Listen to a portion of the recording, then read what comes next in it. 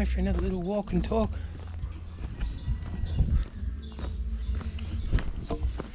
I was thinking of,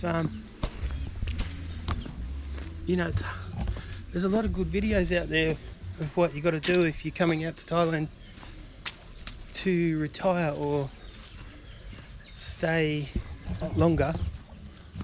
But I thought I'd try and just do an overall sort of picture for anyone that you're going to come with me too. You come for a walk too. Where's Black? Black? Yeah, an overall picture. So basically, if you ride motorbikes, go get your Thai license, get an agent.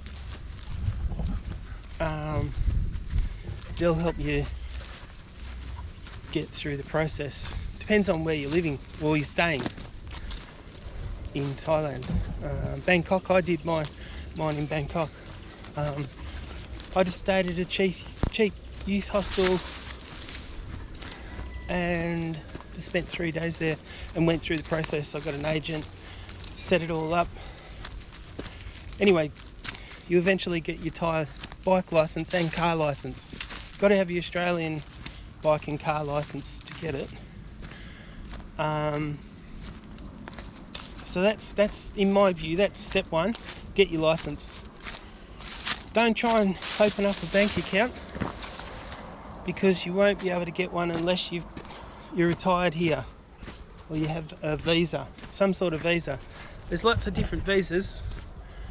I won't go into that, but if you're looking for a retirement visa, like a non-O visa, get an agent too. Pay an agent, go through the process, and you'll get your visa. And the first one gives you 15 months, then the next ones after that are 12 months. But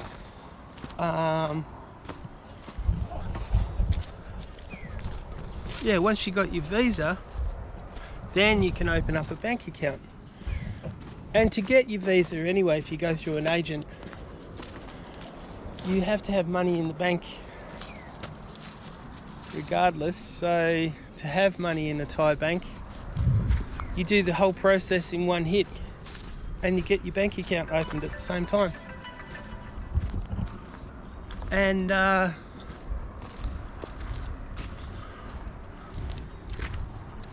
so that's sort of basically it, if that makes sense. And when you do get you go to a main city, like you'll find an agent to get your license in Bangkok.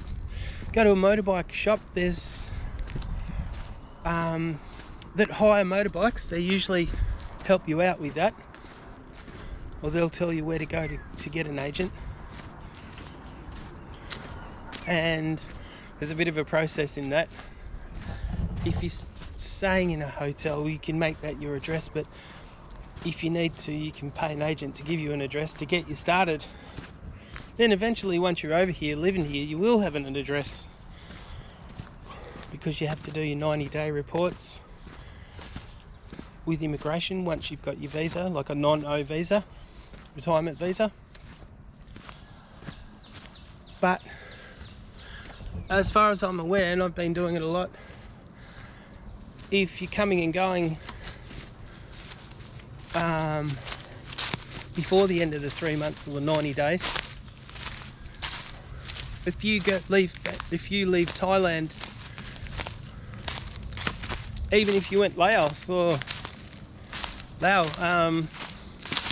or if you go back to Australia or England or wherever you come from, then you don't have to complete your 90-day report. But if you're coming up to the 90 days, you got to do it. You can do it. I think you can do it a couple of weeks before you hit the 90 days. But my bloody phone.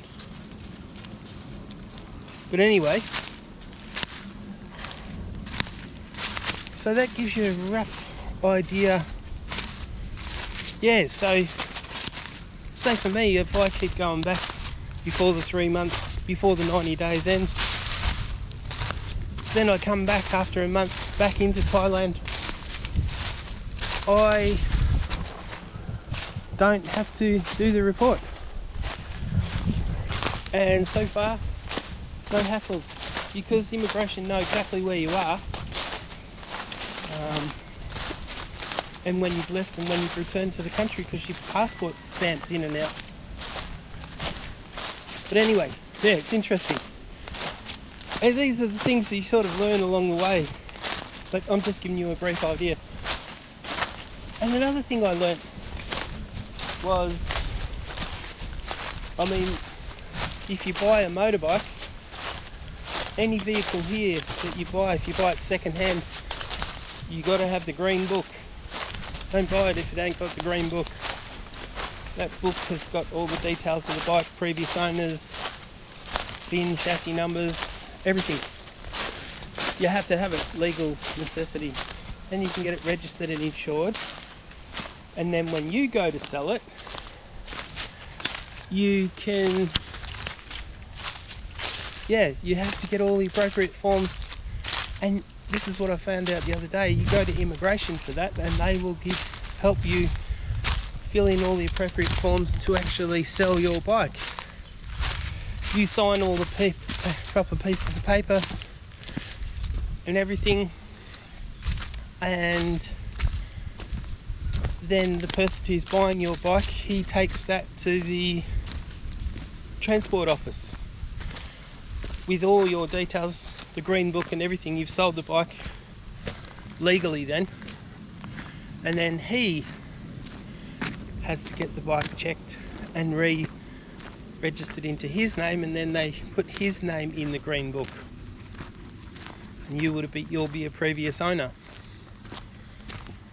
But yeah, there's lots of these things. You kind of find out all these things along the way, but it's funny when you haven't had anyone to sort of tell you. You kind of got to just find out everything step by step, which can be a bit confusing at times. But anyway, yeah, so that was a brief rundown. So I'll flash through it again. So you want to come and live in Thailand, you come to Thailand with all the proper documents. You've got to be over 55, got your passport, got money in the bank. I think it's 800,000 baht you need in the proof that you have that, and then you can apply for your visa in your country like in Australia. But I found it easier to come out here, get an agent. They help you get through the whole process, help you open a bank account. They take you to immigration with all the paperwork and documents. You get your photo done, and yeah, then you get your visa. And think about it, because if you are wanting to re-enter all the time, come and go, you need a multi-entry visa. So there's different sorts of visas that you can get within.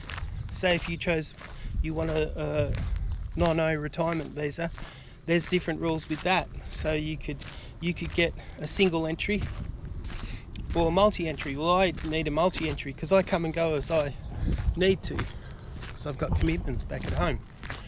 I don't want to just live here permanently.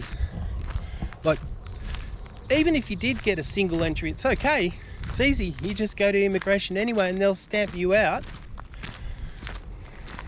so you can go back home and then you come back in. So it's okay. It costs extra too if you go through an agent to do that.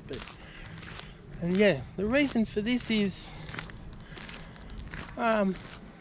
a lot of people were corrupt and were abusing the system and running businesses, and they had no visas here, so Thailand's had to crack down on